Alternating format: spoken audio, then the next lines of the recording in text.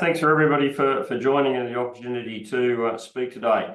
My name's Ron Heeks, Managing Director of Larvotto Resources, primarily talking about our Hillgrove asset today. This is a project that we acquired some 14 months ago and has been living the dream ever since, really. We were pretty positive about the upside on gold and also antimony, but it's fair to say that both have exceeded our expectations. Hillgrove will supply 7% of the world's antimony by this time next year, all things being equal. It's the largest resource and reserve in Australia, and it's about the 8th largest in the world. So it's a world significant deposit. It's the nearest term producer in the world, and nobody else will come on within a few years, arguably longer. It's got a proven metallurgy. It's all been done here before, and we have $2 million worth of capital in place, including 15 kilometres of underground development and a processing plant that has done it all before.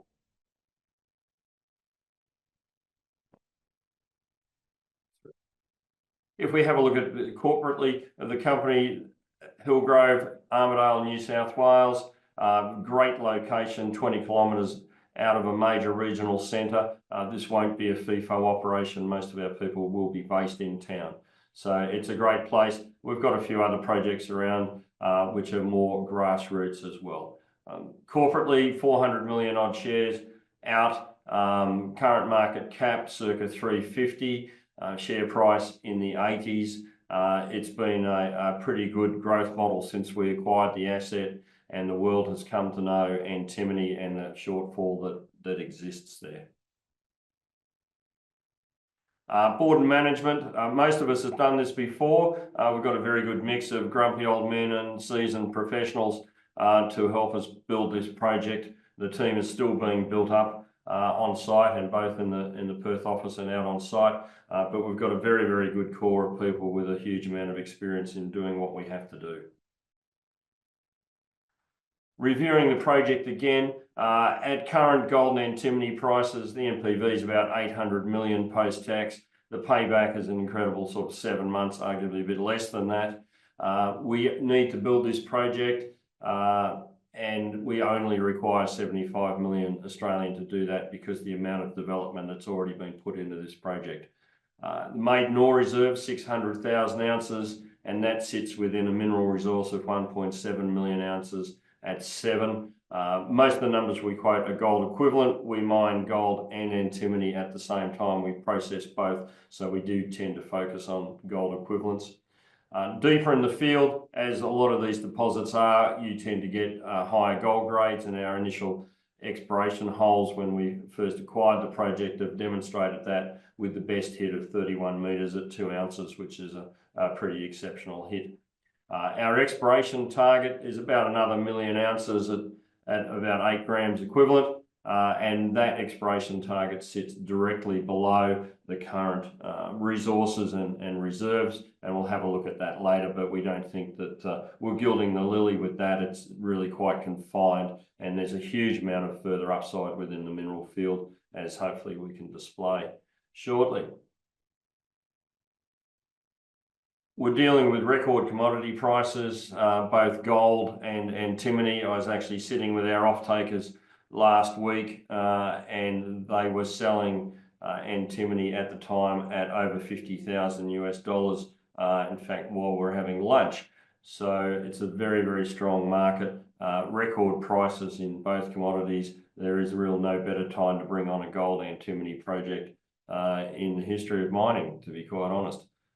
We have a processing plant on site. It has done everything before. It has produced antimony concentrate, it has produced a gold concentrate, and it has produced gold doré from the free gold component.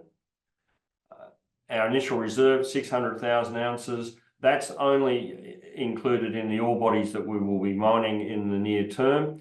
We will expand on that over the coming months as we apply economics to the remainder of the resource. So we look forward to seeing that initial reserve move upwards from that resource of 1.7 million ounces there. And we currently have 3 drill rigs on site, building to 5 in the near future, and we look forward to getting into that exploration target and converting some of that forward into measured and indicated as we go forward. The plant, to give people a feel, a lot of infrastructure in place here.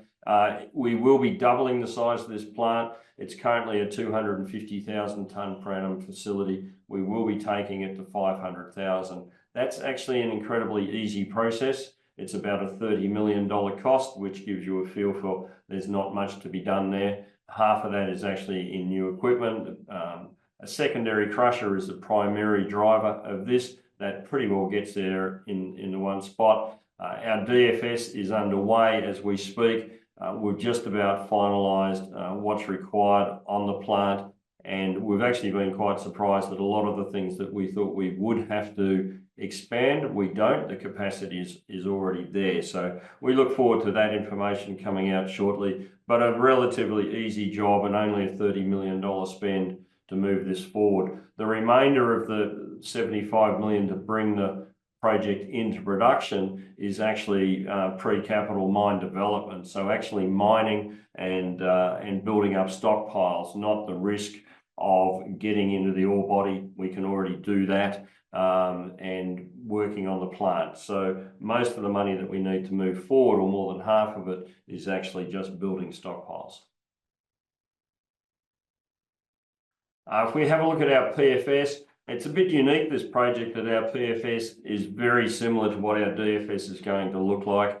That's because the ore body's there. There's 15 kilometres of underground development in place. If you go to our website, you can see the local Channel 7 news crew driving around within the ore body. It's a very easy to access, very dry mine. It's in great condition. So not much difference expected really between the PFS and the DFS, except that pricing will be tightened up. At current spot prices, the NPVs and IRRs are really quite amazing. We'll put out close to $1.7 billion in the first 7 years, which is exceptional for the scale of the operation, which gives you a feel for some of the economics.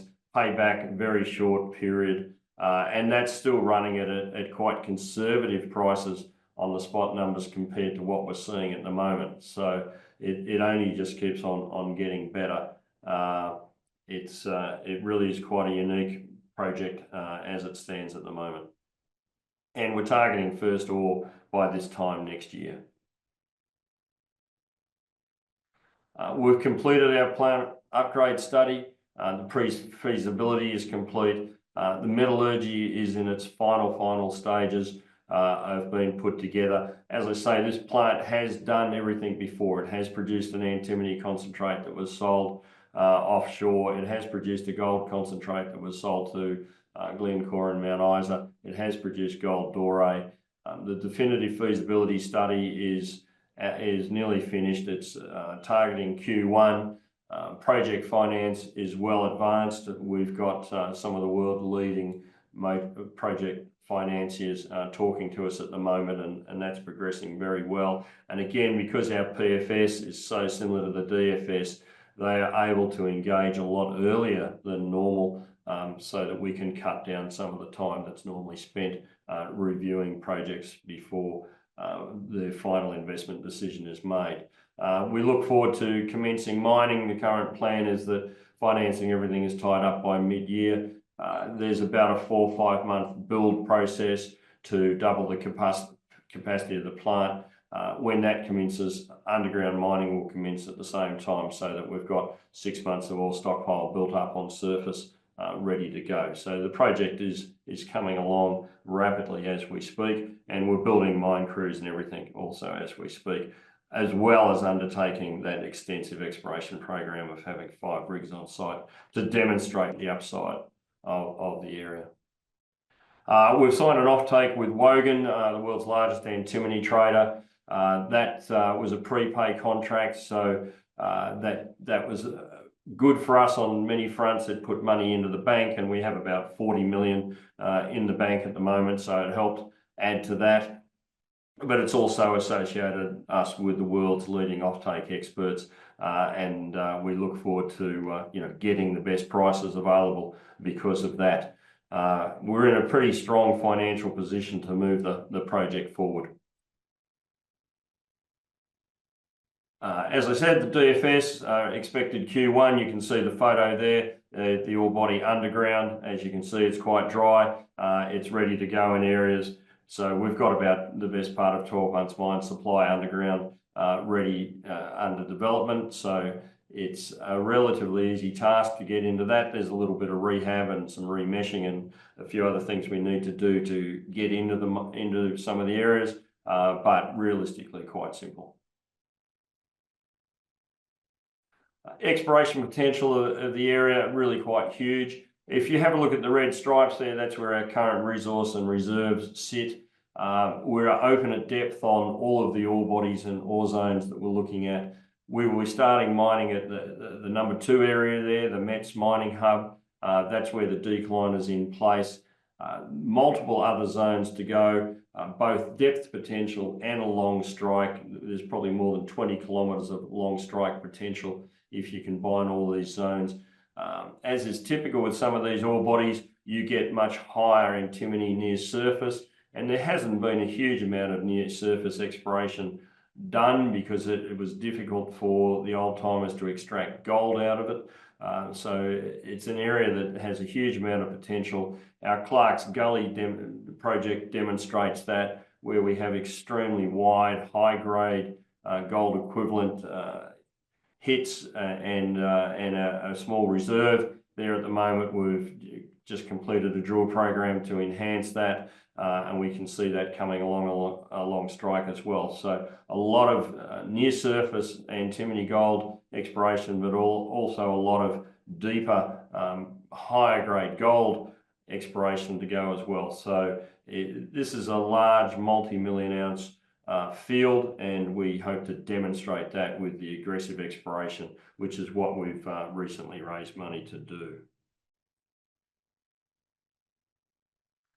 Our exploration targets, they're highlighted in red. They sit directly below our current ore bodies and only extrapolated down as far as the deepest areas in the field. So realistically, we're still at the top of this mineralisation, and it should go down a lot deeper. And you see that will be demonstrated by some of the other speakers, that these zones tend to go a lot deeper. Our exploration target at the moment really quite constrained and only limited to a couple of the ore zones. So there's a huge amount more that can be added to these as we bring these new areas on.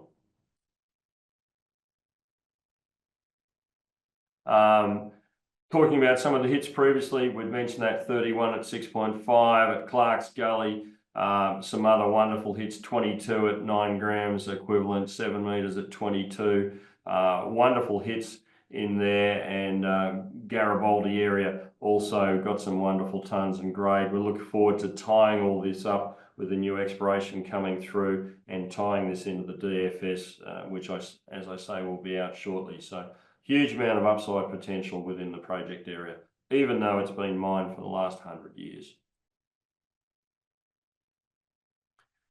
And I suppose the key takeaways at the end of the day, the largest antimony project in Australia, it makes it a world-class deposit. We're the only one that can bring on antimony to supply the massive shortfall in the world at the moment, and we will supply 7% of the world's antimony, which is quite exceptional for any single deposit. We've got both high-grade gold and high-grade antimony. We mine both at once. The process plant has done everything that we're asking it to do before, so nothing new there, not expecting any metallurgical issues. We're doing this at all-time record prices. The DFS is out shortly, and we will be mining this and producing by this time next year. And this is really only the start of the upside to the field, and we hope to demonstrate that in the coming months. And that's us. Thanks for the opportunity. Love to answer any questions. Excellent. Thanks, Ron. There are a couple of questions just in regards to drilling. When can we expect the next drill results, and where might they be from? Which zone?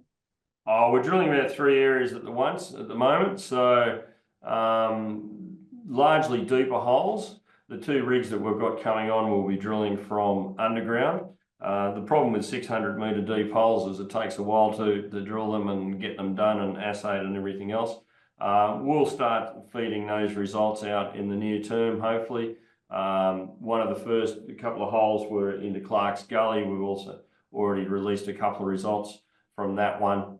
More holes will come through as they're processed, and it should be a steady flow, hopefully, as the rigs all gear up and the program progresses. But yeah, deeper holes take a bit longer to start the flow of information, but it should start coming through very shortly. Ron, you did mention that you're having dinner with the Wogan guys, the off-takers. They'd sold for $50,000 a tonne. Do they have a bit of an outlook as to where the antimony price might go? Yeah, they certainly do. You know, they don't see any reason why it's going to go backwards in the near term, because there is no new production coming on. Solar panel usage is what's driving it. There is a massive amount of restocking, both NATO and US military, that has to happen because of what's been going on in Ukraine and the amount of antimony that gets used in military lead, and most military lead has a couple of % antimony in it. So there's a big usage coming through here. Obviously, China has stopped putting it out there because they're using it all within solar panels. And I suppose the interesting thing when you talk about replacement of antimony is that the amount of antimony in each thing that is made from it is actually really quite small. Solar panel, for example, you know, there's a few dollars worth, it's 40 grams worth. It's just that the numbers are so huge, much in the same as the military applications and some of the fire retardant applications. There's not much used. So if the price goes incredibly high, it doesn't actually make a lot of difference to the end value of the product. And you know, this is very different from lithium, say, where if the lithium price doubles, the cost of an electric car becomes nearly unaffordable. If the cost of antimony in a lead acid battery goes up a couple of dollars, instead of being a $200 battery, it's a $205 battery. It's not that critical. So there's not a huge rush to replace it at the moment. You know, we see that shortfall being there. And there's also some very strong geological reasons why there's not a lot of new stuff coming on. A lot of these deposits, as ours, the antimony is higher grade near the surface. The deposits in China and the various stands have been mined for many, many years. They're starting to deplete that, which is why world production has fallen from about 120,000 tonnes back to 80,000 tonnes, because these deposits are just depleting. So there's strong geological reasons why new feed won't come on, and there's very strong reasons why more of it is needed. And I think the one thing we all agree is solar panel usage isn't going to go backwards. And certainly the military uses have got a huge amount of catch up. So it's looking very robust, and that's their opinion for the next 5+ years.